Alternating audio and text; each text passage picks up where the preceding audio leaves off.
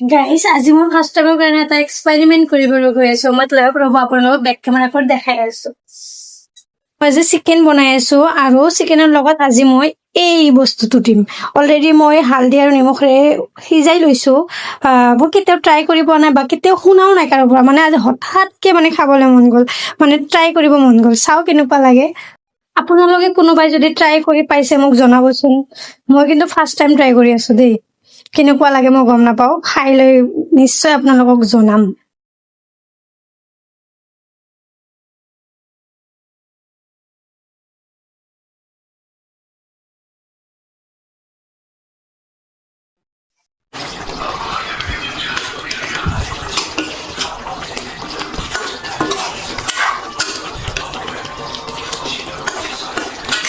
ইমান বেছি সোৱাদ হৈছে ন ইমান বেছি সোৱাদ হৈছে আপোনালোকে একবাৰ ট্ৰাই কৰি চাব পাৰে